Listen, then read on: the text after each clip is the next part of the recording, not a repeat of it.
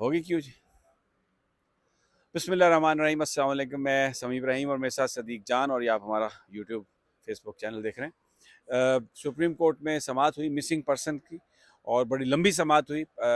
खोसा साहब और इत्तेज़ाज़ साहब तो नहीं आ सके, लेकिन शुएब शाहीन साहब वकील थे, वो पेश हुए, और बहुत ही गुफ्तगू हुई। और चीफ जस्टिस साहब ने ये कहा, काजी फायज़ साहब ने बहुत कुछ जो बीच में बातें हुई वो अभी सदीक जान से उस पर बात करते हैं, लेकिन एंड पे ये चीज़ नज़र आई, अब समाअत कल के लिए है कि इसको रिजॉल्व करना है और इसको हम हल करेंगे। चीफ जस्टिस साहब ने ये कहा। सबसे बड़ी बात यह कि मिसिंग पर्सन का जो मामला है इसको हल वो करेंगे। सदीक जान, बहुत कुछ हुआ, बड़ी गुफ्तगू हुई। जो एंड पे उन्होंने कहा वो तो मैंने बता दिया। इसके अलावा जो इसकी हाईलाइट्स है, मैं चाह रहा हूँ कि आप ज़रा वो बयान करें। देखें सर, लाइव भी लोगों ने देखा और हम तो कमरे अदालत में मौजूद थे। मेरा ख्याल है बड़ा अफसोसनाक था जिस तरह से काजी फैसल साहब मजाक उड़ा रहे थे, तमस्खुर, और बड़ा उन्होंने इसको लाइट लिया शुरू में तो। और वजह ये वही है कि वो समझते हैं कि पीटीआई के साथ जो कुछ हो रहा है वो ठीक हो रहा है। मतलब यही मतलब है ना। कि दूसरी बात यह है कि आप कह रहे हैं कि वो लोग जो हैं जिनको लापता किया गया, और वो खुद क्यों नहीं बोल रहे। बात यह है कि आपकी हाई कोर्ट्स में 4-4 माह लोगों के केस पेंडिंग रहे, लोगों के साथ जुल्म होता रहा, ज्यादती होती रही, जबर होता रहा। किसी एक हाई कोर्ट के किसी एक जज की इतनी औकात नहीं थी कि वो ऑर्डर करके उनको रिहा करा सकता। ठीक है, आपके हाई कोर्ट की हालात ये हैं कि आपके हाई कोर्ट्स के जजेस कहते हैं यार प्रेस कॉन्फ्रेंस कर लो। आपके हाई कोर्ट के जजेस बैठ के आंसू बहाते हैं। हालत यह है कि आपकी अदालतों के फैसले जूतों की नोक पर हैं। तो आप बात करते हैं कि वो लोग क्यों नहीं बोलते आकर। जो कुछ उनके साथ गुजरा है आपको तो सोमोटो लेना चाहिए था उस वक्त। आज आप बैठ के कह रहे हैं कि जी बस ठीक है। बात यह है समी साहब, बोले तो तब कोई जब उसको पता हो कि उसको कोई तहफ़्फ़ुज़ होगा अदालतों में। तो काजी साहब ने काफ़ी मजाक उड़ाया है। और काजी साहब जो है वो वही, क्योंकि इमरान खान साहब का जो भी जो मामला है। मुझे समझ में आई, जो बात चल रही थी उसमें तज़हीक पीटीआई की, तज़हीक इमरान खान की, और वो ये बताने की कोशिश कर रहे थे कि इमरान खान के ज़माने में ये सब कुछ होता रहा है। अब एक तरफ तो वो लोगों से कह रहे हैं कि वो सच बोलें, और दूसरी जानिब उनको पता है कि पाकिस्तान के अंदर जो पॉलिटिकल गवर्नमेंट्स हैं, जो वज़ीर आज़म है, वो किसके हॉस्टेज होते हैं और मामलात को कौन चला रहा होता है।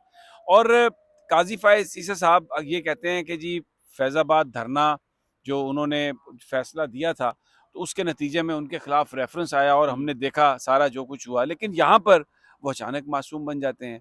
अब उन्होंने, मुझे मुझे बड़ी हैरत हुई कि वो जो बिल जिसको शीरी मज़ारी साहबा ने मिसिंग बिल कहा, वो तो एक सेकंड में काजी साहब के अमले ने निकाल के तो सामने पेश कर दिया, लेकिन जो कमीशन है मिसिंग पर्सन का, उसकी जो रिपोर्ट है जो कि वेबसाइट पे है, वो उनके पास, वो उसको वो निकालने में नाकाम रहे। तो मुझे तो एक ऐसा लगा कि जैसे ब्लेम गेम की जाती है, स्कोर सेटल करने की कोशिश की जा रही, क्योंकि आगे इलेक्शन जो 8 फरवरी को, मुझे नहीं पता होता है या नहीं होता, लेकिन एक क्योंकि नाम हुआ है, उसका ऐलान हुआ है, तो ये आज इमरान खान को, उनकी इमरान खान की तज़हीक करने की और उनके साथियों की तज़हीक की, आज मुझे काजी साहब मुस्कुरा कर वो बातें करते हुए नज़र आए। लेकिन जो पिछले 4 दिनों में हुआ, जो जमशेद दस्ती की चीखें हैं, जो वो कहता है कि मेरी बीवी को डंडे मारे गए नंगा करके, जो और लोगों के साथ हुआ, प्रपोजर्स के साथ, सेकेंडर्स के साथ, फिर उम्मीदवारान के साथ, उस्मान डार की उनके वालदा के उस्मान साथ, डार की उमर डार वालदा के साथ, मिसिंग है। उमर डार के साथ, उस पे काजी साहब की कानों पे जूं तक नहीं रेंगी, और उन्होंने यानी उस तरफ आंख उठा के देखना भी मुनासिब नहीं समझा।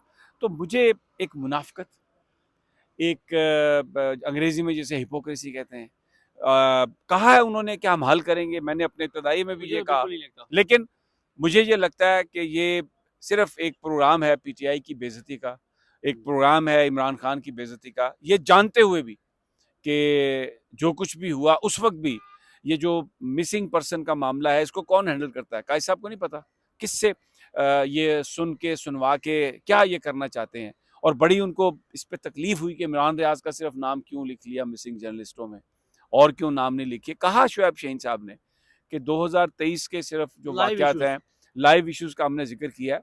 देखें, मतीउल्लाह जान हो, असद तूर हो, कोई भी सहाफ़ी हो, अगर उसको उठाया जाए, उसको मारा जाए, हमने उस वक़्त भी उसकी मज़म्मत की थी। हम वो वाहिद लोग हैं जिन्होंने मज़म्मत की थी, और अभी भी मज़म्मत करते हैं। लेकिन आज जो अदालत का मुझे जो नज़र आया है, जो एक एटीट्यूड जो नज़र आया है, और मुझे तो बड़ा दुख हुआ, बड़ी तकलीफ से मैं ये सब देख रहा था। देखें वो ये कह रहे थे काजी फैसल साहब कि जनाब हमने बड़े मसाइल हल किए मिसिंग पर्सनस के उधर उसमें क्या कहते हैं बलूचिस्तान में, और ये बड़ा इशू है और ये है वो है सारा कुछ। तो बात यह है कि काजी फैसल साहब को चीफ जस्टिस बने हुए अक्टूबर में बने थे, सितंबर में बने थे, सितंबर अक्टूबर नवंबर दिसंबर, यानी 4 माह हो गए। तो 4 माह में आज ही क्यों याद है फिर मिसिंग पर्सन का, क्यों आज क्यों लगाया आपने? पहली बात। दूसरी बात यह है कि आज आपकी जबान पर अरशद शरीफ नहीं आया, आप उसका हाँ। केस भी नहीं लगा रहे, आपके पास पेंडिंग है। ठीक है, ये सब यानी आपने असद तूर का नाम लिया, आपने मतीउल्लाह जान का नाम लिया, दुरुस्त लिया, हमें उस पर कोई इतराज़ नहीं है, बावजूद इसके कि हमारी उनके कंडक्ट पे किसी के उनको हमारे कंडक्ट पे रिजर्वेशन हो सकती है, हमारे उन पे, लेकिन जर्नलिस्ट है, अपने ओपिनियन के साथ जिंदा है। अरशद शरीफ तो शहीद हुआ है, वाहिद पाकिस्तानी एंकर उस लेवल का जिसको इस तरह से शहीद किया गया, वो काजी साहब ने जिक्र उसका तो उन्होंने कहा कि नहीं जी, कोई जिक्र ही करना मुनासिब नहीं है। इमरान रियाज जो 5 महीने जो बेचारा बोल नहीं सक रहा, अभी उसकी लुकनत अब किसी हद तक वो काबू में आई है। जो उसकी फैमिली जिस अजाब से गुजरी है, उसके नाम पर उन्हें तकलीफ हो गई कि जी वो, और उसको कर लिया आपने, और उनको उन्होंने ये कहा कि वो बोल नहीं रहे। ओ भाई, आप क्या प्रोटेक्शन दे सकते हैं? आप दें प्रोटेक्शन, आप लोगों को कहें कि मैं आपको प्रोटेक्ट करूंगा, आप तो केस नहीं लगाते, आप तो उठा के बाहर फेंक देते हैं और बिल्कुल मासूमों की तरह आप शुरू हो जाते हैं जैसे आपको पता ही नहीं, आपको पता नहीं अचानक नेपाल से आए हैं और आपको पता नहीं है, तो आप पूछते हैं कि ये किसका। अब ये अगर मिसिंग पर्सन के हवाले से बिल मिस हुआ जो शरी मजारी ने कहा, तो वो बता रही हैं, एक चीज की तरफ इशारा कर रही हैं कि किस तरीके से हुकूमतों के अंदर क्या क्या काम करवा दिए जाते हैं और कौन वो करता है। अब काजी साहब यहाँ पे छुन्नू काके बन गए। एक और बात है, काजी साहब नून लीग के दौर में, सॉरी नून लीग का दौर तो नहीं था, नून लीग जब जब नून लीग को फायदा होना होता था, इमरान खान का दौर था, तो डॉन अखबार भी पढ़ते थे, वहां से उनको नजर आ जाता था कि जनाब वो ये मसला हो गया है, और लेटर भी लिखते थे, तरक्याती फंड्स दे दिए हैं, वो गलत हो गया है। टीवी पे देख लेते थे इमरान खान कन्वेंशन सेंटर में गया, बहुत गलत है, सोमोटो ले लेते थे। यहाँ से आते हुए वो सेहत कार्ड, काले शीशे नजर आते थे, उस पर भी वो पकड़ लेते थे। सेहत कार्ड के वो जो फ्लैक्स लगे हुए वो भी नजर आ जाते थे। पीटीआई के एमएनए की गाड़ी गलत पार्क हुई भी नजर आ जाती थी। यहाँ एक गटर खुला हुआ था, उसमें भी उन्होंने लेटर लिख दिया था कि गटर खुला हुआ है पार्लियामेंट के सामने। अब क्या वो अखबार पढ़नी छोड़ दिया उन्होंने, और बल्कि यहाँ तक कि उन्होंने यूट्यूब चैनल पे अंसार अब्बासी साहब का इंटरव्यू भी सुन लिया। अंसार अब्बासी साहब, कहता हूँ अबसार आलम साहब का, और कह दिया कि जनाब वो कोई बात कर रहा था यूट्यूब पे, वो भी देख लिया। तो पीटीआई के साथ जो कुछ हो रहा है वो नहीं उनको दिखाई देता, जो कुछ पीडीएम ने किया या जो अब निगरान हुकूमत कर रही है। अच्छा, हम इस मुल्क में सुनते रहे हैं कि इंसाफ काना होता है, इंसाफ एक इंसाफ जो है, जजेस जो है वो एक नज़र से सबको देखते हैं, लेकिन अभी मुझे ऐसा लगता है कि ये अंधा हो चुका है। ये बिल्कुल अंधा हो चुका है, और ये जो वो लीगल लिमिट होती है ना, मैं उस वहाँ तक अंधा होने की बात कर रहा हूँ। यानी थोड़ा थोड़ा नज़र आ रहा होता है, आप पढ़ नहीं सकते, आप सड़क थोड़ी सी क्रॉस कर सकते हैं, अपने आप को बचा सकते हैं आप, लेकिन आपको कंसिडर किया जाता है कि आप अंधे हो गए।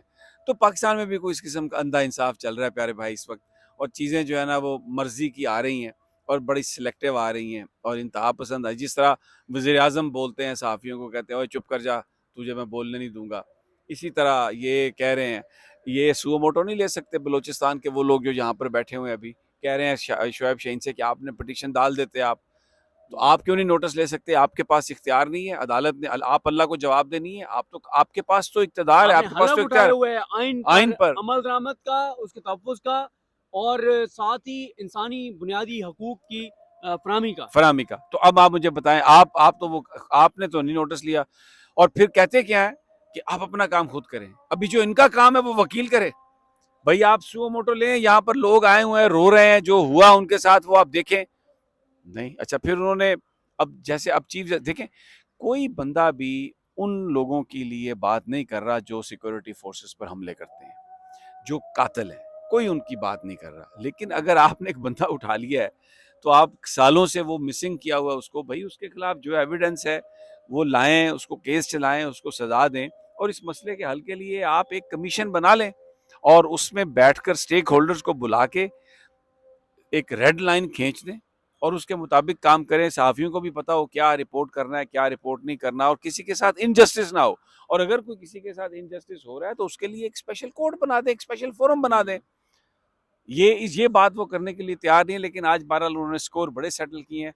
और अब देखते ये हैं कि वो जो नवाज शरीफ की ताहयात नाअहली वाला मामला है, उस पर तो मुझे लगता है रिलीफ उन्होंने देना ही देना है। बट आई थिंक आज की अब तक की जो है वो, उसमें तो यही हमें नजर आया। चलें, बहुत जी। बहुत शुक्रिया सदीक, आपने हमारे साथ आप रहे। तो जनाब ये अभी सुप्रीम कोर्ट में है हम, और जैसे ही ये कोई अगली कहानी आती है ताहयात नाअहली और ये सारा, तो इंशाल्लाह वो भी पेश करेंगे। इजाज़त, अल्लाह निगहबान।